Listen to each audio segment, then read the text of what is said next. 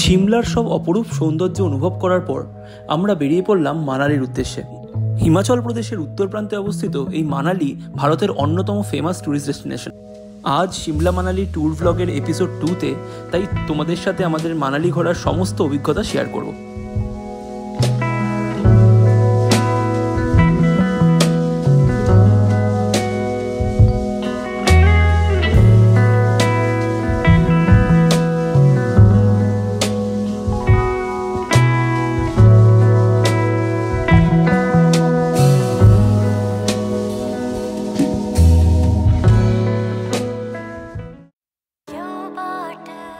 সকাল সকাল ব্রেকফাস্ট সেরে আমরা বেরিয়ে পড়লাম মানালির উদ্দেশ্যে। সিমলার রিসর্ট থেকেই আমাদের ক্যাব বুক করা ছিল, তাই কোনো অসুবিধা হয়নি। ক্যাবের ভাড়া নিয়েছিল মোটামুটি 4,500 টাকা। সিমলা থেকে মানালি যেতে মোটামুটি 8 থেকে 9 ঘন্টা মতো লাগে। আর রাস্তাটা জাস্ট অসাধারণ। বলা হয় যে ভারতের অন্যতম ফেমাস লং ড্রাইভের মধ্যে একটি।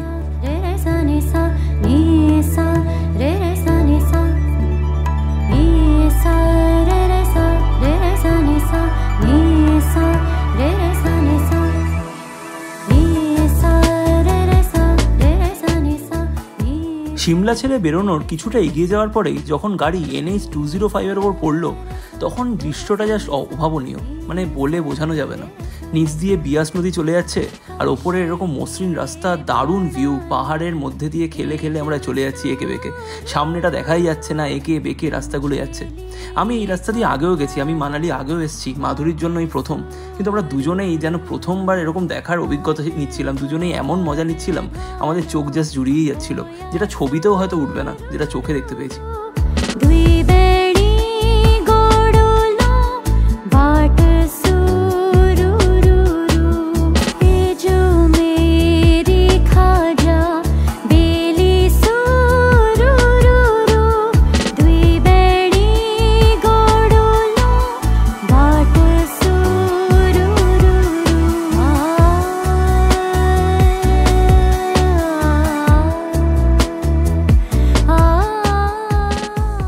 পরিষ্কার নীল আকাশ থেকে যত মানালির কাছাকাছি আমরা পৌঁছতে লাগলাম, তত আকাশটা যেন মেঘে জড়িয়ে গেল। আমাদের ড্রাইভার দাদা বলল যে মানালিতে বরফ পড়ছে। আমরা ভাবলাম দারুণ ব্যাপার, স্নোফল দেখতে পাবো। এই প্রথম আমরা পাহাড়ে কোনায় বরফটাও দেখতে পেলাম।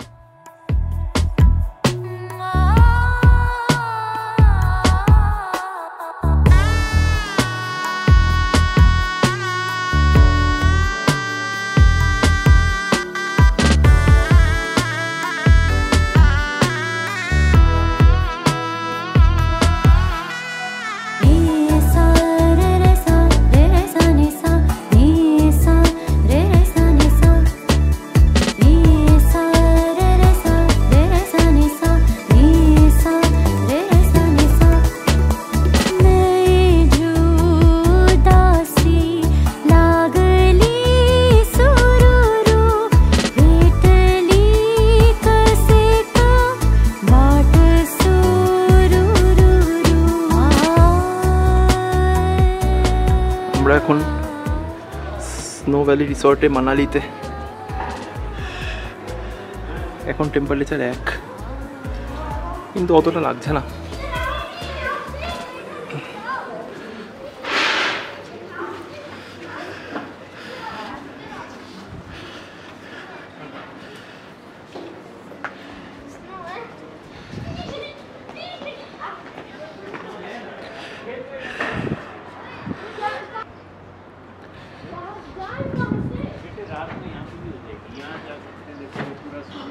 वहाँ पे जा सकते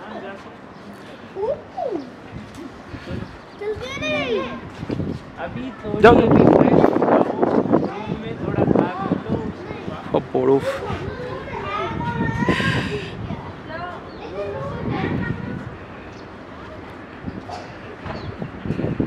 আমরা এখন যাব সোলাং ভ্যালি। 10 মিনিটের মধ্যে বেরোবো, গাড়ি আসছে। খুব সুন্দর ওয়েদার আজকে, প্লেজেন্ট ওয়েদার।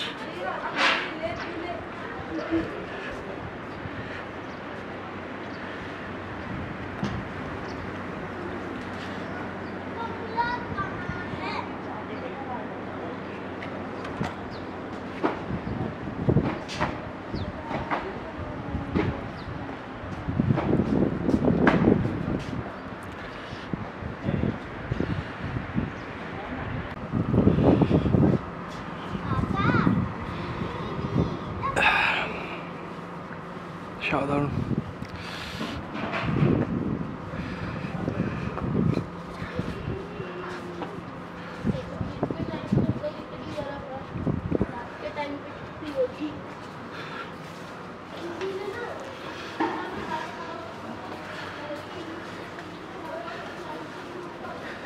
আমি এখন আমাদের ঘরে যাচ্ছি। এই যে আমাদের ঘর, রুম নাম্বার 231। দেখি কি হচ্ছে। ও, এখানে একজন সাজুগুজু করছে, প্রচণ্ড সাজছে। আমরা তো যেন একটা বিয়ে বাড়ি যাচ্ছি। ঠিক আছে, ও সাজুক। অনেকবার হয়, এটা হয় না। ঠিক কথা বলে দিল। বিয়ে বাড়ি প্রতি বছর দেখি, বড় ক বছর পর দেখছি। হ্যাঁ, ঠিক কথা। জানলা দিয়ে ভিউ।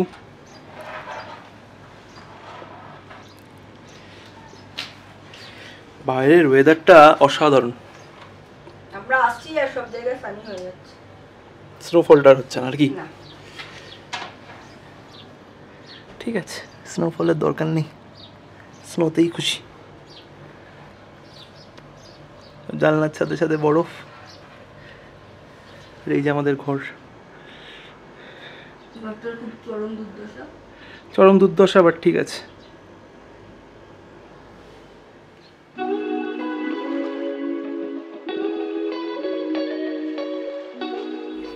সকাল সকাল স্নান করে ব্রেকফাস্ট সেরে আমরা বেরিয়ে পড়লাম সোলাং ভ্যালির জন্য, যেখানে নাকি বরফ পড়েছে। ওই যে বলছিলাম না আগের দিন বরফ পড়ছে, ড্রাইভার দাদা বলছিল ওই বরফটা মানালিতেও পড়েছে, আবার সোলাং ভ্যালিতে সবচেয়ে বেশি পড়েছে। মানালি থেকে সোলাং ভ্যালির ডিস্টেন্স বেশি না, কিন্তু প্রচণ্ড জ্যাম। এখানে সকালবেলা সবাই বরফ নিয়ে খেলতে, ছবি তোলার জন্য সবাই বেরিয়ে পড়েছে, তাই আমাদের যেতে অনেকটা টাইম লেগেছে। কিন্তু ভিউটা এতটাই অসাধারণ, এতটাই চোখ জোড়ানো, মানে আমাদের জাস্ট মনে হচ্ছিল জ্যামে দাঁড়িয়ে থাকুক, আমরা চোখ জুড়ে জাস্ট দেখি, ছবি তুলি। মানে এই দৃশ্য ভোলার নয়, এই অনুভূতি ভোলার নয়।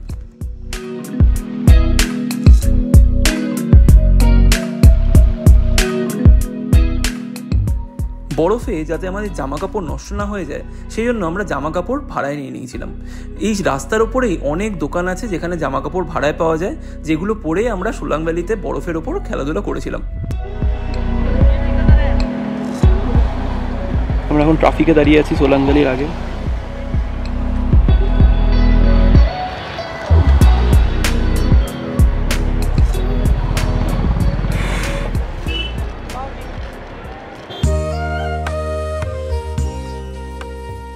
সামনে যে সকল ন্যাড়া গাছগুলোকে দেখছো, সবকটা কিন্তু আপেল গাছ।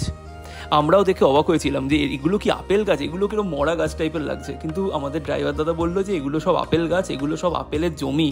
সবার নিজের নিজের বাগান আছে, আর সিজনে সব কটা গাছে আপেল ভর্তি থাকে। এখন দেখো কিচ্ছু নেই, মনে হচ্ছে গাছগুলো মরে গেছে, কিন্তু যেই ঠান্ডা কমে যাবে সঙ্গে সঙ্গে সেই লাল লাল আপেল আবার ফুটে উঠবে।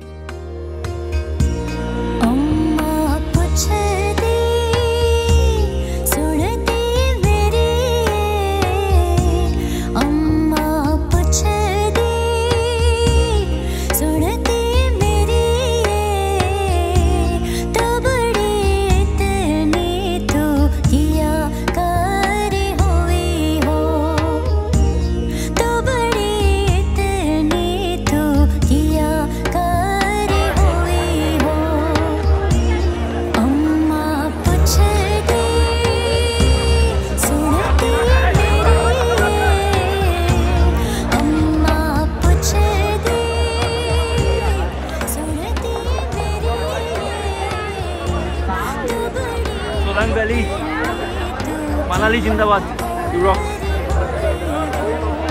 দারুণ দারুণ। ওই দিকটা দেখ, ওই দিকটা।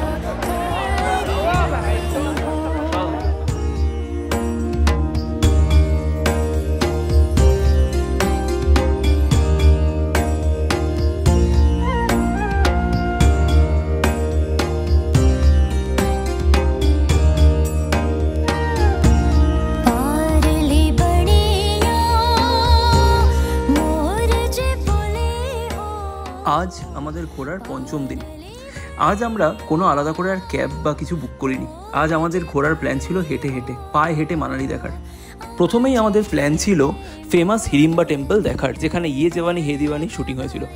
হিড়িম্বা টেম্পল আমাদের রিসর্ট থেকে মোটামুটি 2 কিলোমিটার মতো ডিস্টেন্স, যেটা হেঁটে আমাদের 10 থেকে 15 মিনিট মতো লাগে।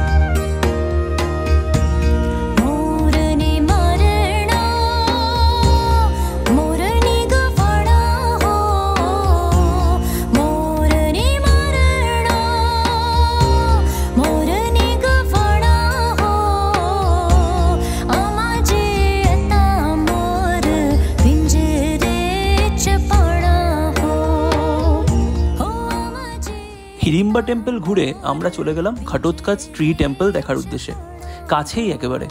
হিড়িম্বা পুত্র ঘটোৎকচের নামে এই গাছটা এতটাই লম্বা যে এটার নাকি মাথাই দেখা যায় না। তবে আমার মনে হয় মহাভারতের কিছু অংশ এখানে ঘটেছিল, না হলে এরকম হিড়িম্বা টেম্পল বা ঘটোৎকচ ট্রি এখানে থাকবে কেন?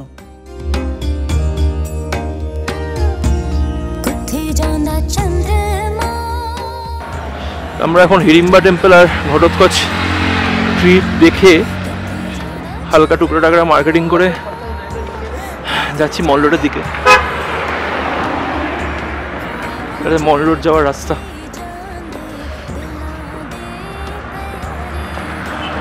হিড়িম্বা টেম্পল থেকে মল রোড 2.5 কিলোমিটার। আমরা অনেকক্ষণ ধরেই হাঁটছি, বাট অসুবিধা হচ্ছে না, রাস্তাটা পুরোটাই ঢালু। সামনে ইয়ে আছে, সিঁড়ি আছে। আমরা এখন মানালি মল রোডে। কি রে, মুখটা কালো কাছুমাছু কেন? কিছু পাচ্ছিস না নাকি? এত এত শপিং করার ইচ্ছা করছে না নাকি?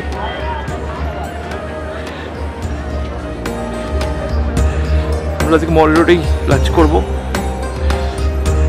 প্রচুর মোমোর দোকান, আইসক্রিমের দোকান।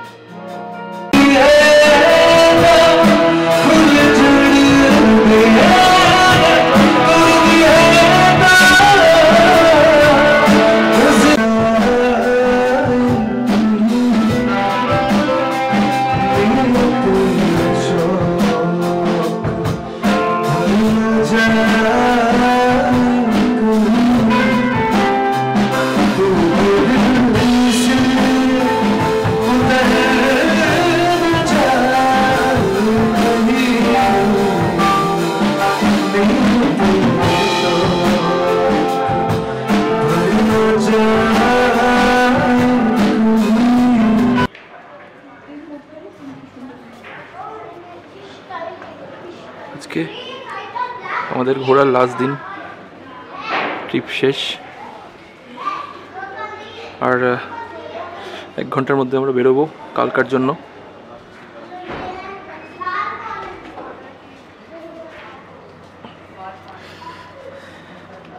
শেষবারের মতো একটু দেখিনি ঝকঝকে ওয়েদার।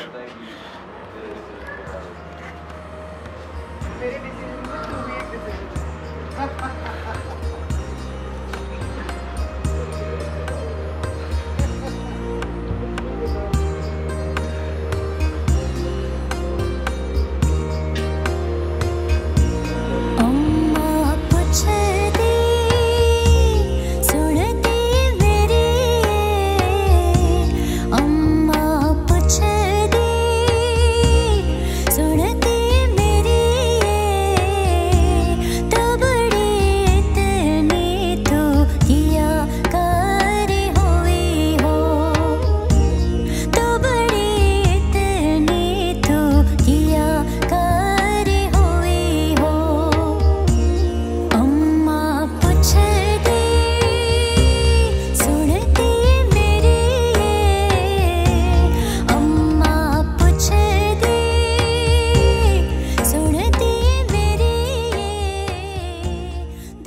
সব কিছু ঘুরেও যেন মন ভরে না। মানালি এরকমই, চারিদিকের এত অপরূপ সৌন্দর্য ছেড়ে যেতে একটুও মন করছিল না, কিন্তু যেতে তো হবেই।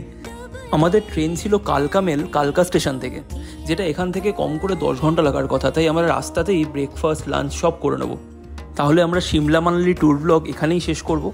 তোমরা কিন্তু জানিও তোমাদের কেমন লাগলো, আর ভালো লাগলে প্লিজ লাইক, কমেন্ট আর সাবস্ক্রাইব করতে একদম ভুলো না।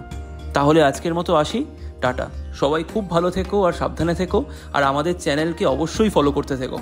খুব জলদি এরকম দারুণ কিছু ভিডিও নিয়ে তোমাদের সাথে আবার ফিরে আসবো। ততদিন বাই বাই।